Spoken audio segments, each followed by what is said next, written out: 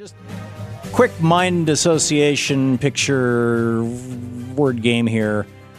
When I say public housing, what picture jumps into your mind?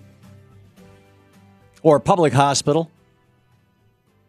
All around us, our public institutions are disintegrating, and the most important public institution of all, our public education system, is the next to be ghettoized. Despite several progressive victories this election day, last month, November, there was one significant defeat in Georgia as voters approved of Constitutional Amendment 1, which changes Georgia's constitution to give Republicans in that state the power to create charter schools as part of Georgia's state public educational system. The result will be that crucial taxpayer dollars are funneled away from free public schools and directed toward brand new, sometimes for-profit, privately run charter schools. Even though studies show that costly private schools don't produce any better educational results than free public schools, for-profit schools have popped up all around the nation in recent years because of how valuable they are to corporate America. In fact, the historic Chicago Teachers Union strike earlier this year was largely a response to that city's push to open up more charter schools to replace traditional public schools. Education is, just think about this. There are recession-proof industries. Education is one of them. Arguably food is another, although the types of food vary, and the types of education do. But they know, the corporate money changers know, that if they can get their hands on this industry, on education, and they can, quote, reform it to replace decently paid teachers and faculty with muck teachers, and then get taxpayers to foot the bill, quarterly profits and lavish bonuses for their CEOs can explode. Even in so-called nonprofit charter schools, management can make big bucks. And that's exactly what Georgia's Constitutional Amendment 1 accomplishes. And expect to see this coming to a state near you.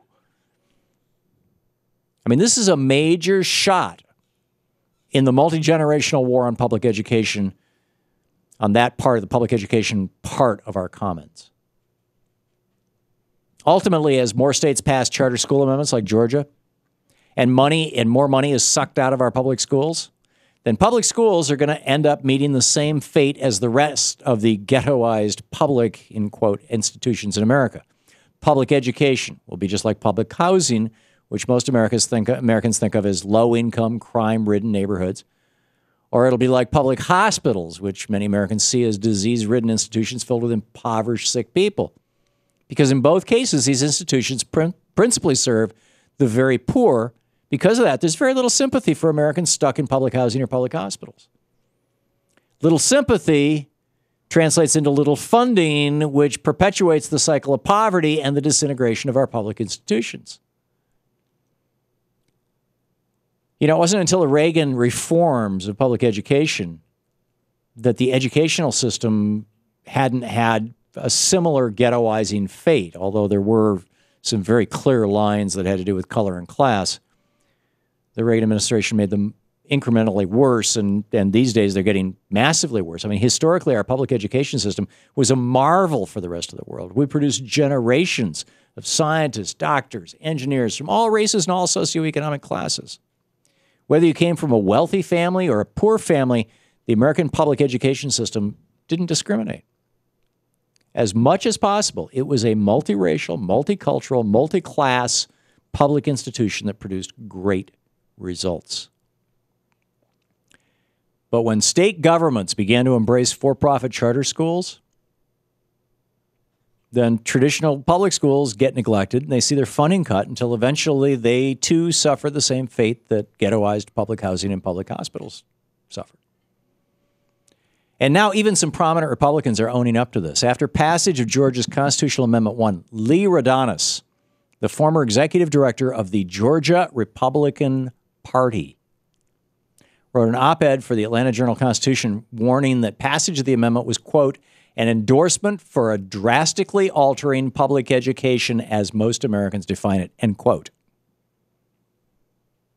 Former director of the Georgia Republican Party, Rodonis, foresees a future in which there's a, quote, new type of public school because of this move toward charter schools. He describes the new public school as, quote, one for those children whose parents were not motivated enough to move them into a charter school or private school or for whom there were none available.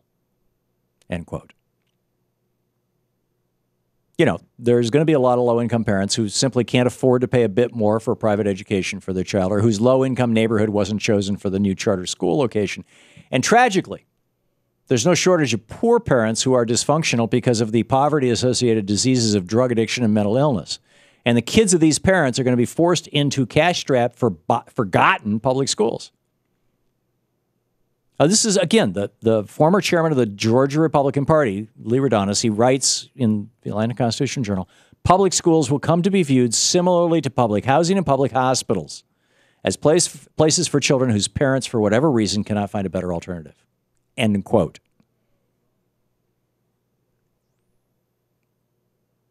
We're going to look back at this election in Georgia and say this marks the beginning of the end, not just for public education in America, but also for the American middle class itself, which is shrinking faster and faster every day.